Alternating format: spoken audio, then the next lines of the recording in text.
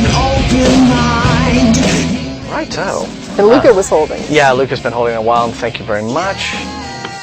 Luca? Luca from New York. Hello, how you doing, guys? Thanks for waiting. Yes, thank you. Yeah, I love your show. Thank Thanks. you.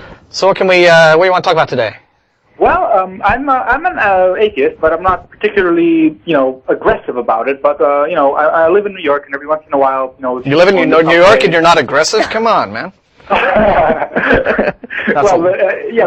People will come up to me and try to give me pamphlets and convert me and whatnot. And when they do that, they start the conversation. I feel I have the right to respond. And I have a couple of ways I try to convince them that God doesn't exist. And I'm wondering if you guys could tell me what you thought about these two arguments, and if you could maybe help me tweak them a little bit. Bring it. And if you had something else, an even better way to talk about it.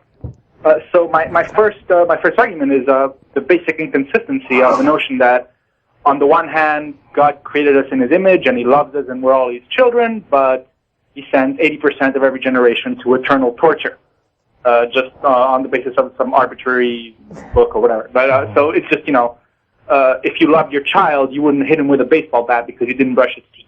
Right. So it's like a fundamental inconsistency. It just doesn't make sense that He would do that. Okay. And then my other argument is let's put the case that it's 100% true that it's God that faxed the facts of the Bible into the brains of the people that wrote it. It's divinely inspired, blah blah blah, and miracles are true and all that, right? So the fact remains that supposedly God is smarter than us. We have no way of understanding what His plan is and whatnot. Mm-hmm. So how do we know that God's plan is to write the Bible, which is making false claims about slavery being okay and rape being okay, for the purpose of testing whether we're smart enough to understand that those claims are false, and on that basis allow us into heaven if we manage to say, hold on, we should question everything because God gave us free will, and we should understand that the Bible is false and it's all a bunch of bullshit, and that's how we get into heaven. Well, yeah, that's a fun sort of counter that I usually use when people bring up Pascal's wager, right? Okay. The whole, well, if you atheists are right, then I've lost nothing and we all just die. But if I'm right, then I get to go to heaven, you go to hell, so meh. Yeah, you don't know that. Right, but and what I say is, well, hang on. How do you know that what God's really doing is He has allowed this religion of Christianity to flourish? He has the Bible out there. It is all a load of BS. And what He is really doing is He is gauging the human race to see just who is using this gift of reason that He has bestowed upon us well enough to see through all of that.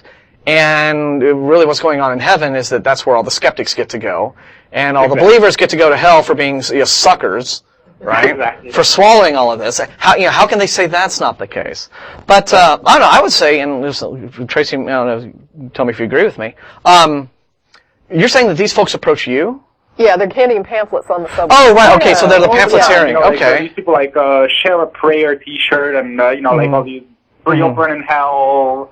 Oh, yeah, they're all over the place. Trying to yeah, okay, so they're doing the pamphleteering thing in the subway stations. Oh, I got to go to New York now. Well, what I would do is I would take a slightly different approach.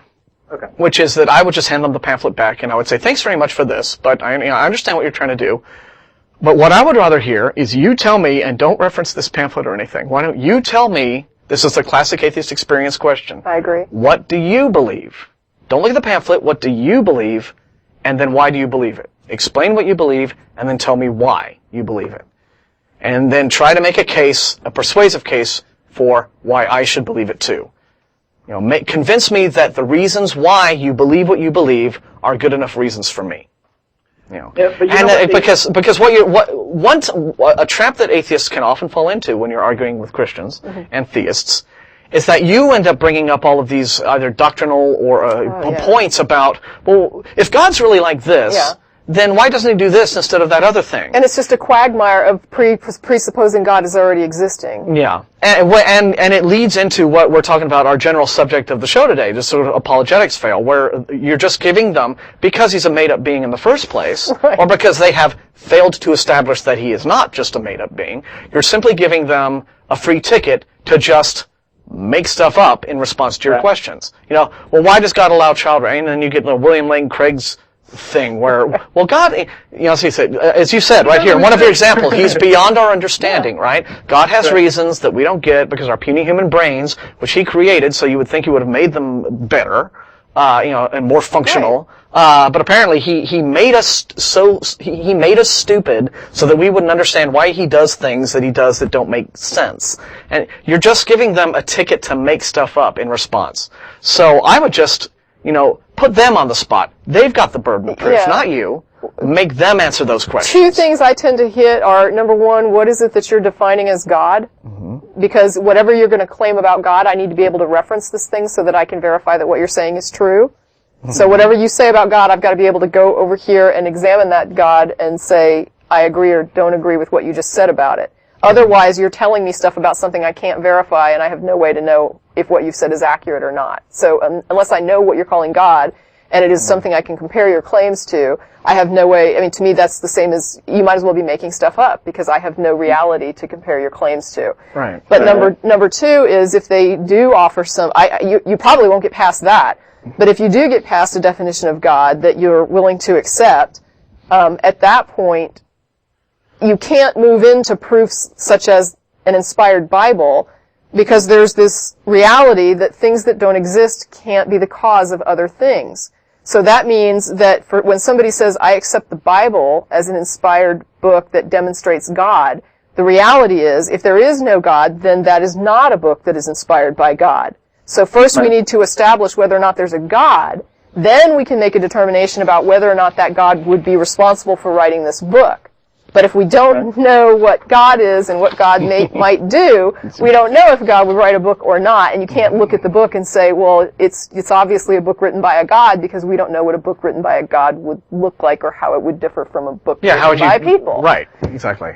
So another thing I do sometimes when say, hey, do you believe in God? I say, no, I believe in Santa.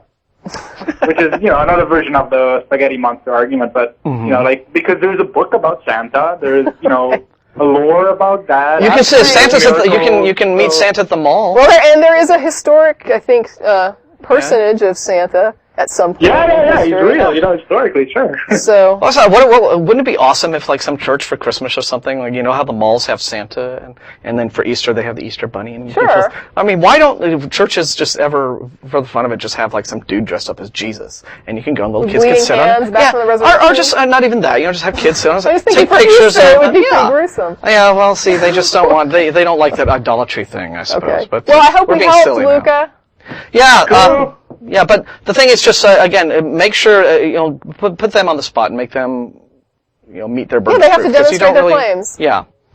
I mean, they always tend to go back, and go back to the Bible. I believe because in the Bible, because it's written by God and it's written by God. Okay, but they have to demonstrate there's a God that could author that book. Yeah. Otherwise, you can't get to the book. It's like we can't talk about the book God wrote until we demonstrate there's a God. Until you can convince me a God exists, I'm not going to believe he's doing things. Right? Right, but if Christians were smart enough to realize that they're making circular arguments, they wouldn't be Christians anymore. Right, but you're asking what rebuttal can you provide, and I'm saying what Martin is saying, you have to demonstrate this to me. And if you're going to demonstrate it to me, you're going to have to be reasonable, and that means that we're not going to talk about things you're telling me God does until I see that there really is this thing called God that you're talking about. Yeah, and they're on script when they're doing this kind of public witnessing to you, and they want to sort of draw you into their script. And you got to kind of get them off script, and that will throw them off a bit, and then you can just sort of take it from there. But again, Tracy's right at a very basic level. They will state something, and I'm going to give some more examples of what this, again, this sort of apologetics fail as, an example of how they can just make stuff up in response to your questions because, it's easy that way. It's all made up in the first place, and so they can just assert things, and they often do this. They will simply make an assertion. They will state it as if it were axiomatic, as if it were self-evidently true, and then they'll go, ha-ha, so there's my answer to you. And you have to just explain to them or make them understand. You have to stop them even before they get to that point. And they'll say, well, in the Bible it says, okay, back up, because we still haven't established. Hello. How are you doing? Thank you for waiting. I think you've been waiting a long time, and we're very sorry. This isn't Brian. This isn't Brian? No, this is Matt. Matt? Number 2? Oh, I hit 2. Oh. I thought I hit 1. That's all right, because the longer you keep me on hold, the more crap I want to say. Okay. On the caller talking about this could all be a test of, for example, intelligence, and you mentioned that it might be skeptics going to heaven. Not necessarily just intelligence and reason. This could be a simple test of humanity and emotion to determine who is not ready to sacrifice their moral compass, their compassion, their humanity, and their integrity in order to worship something that is obviously immoral. So, great job, guys. I'm going back to bed, and I'll talk to y'all soon. Yeah, you know, it does get better, etc., etc. All right, man, away. Bye.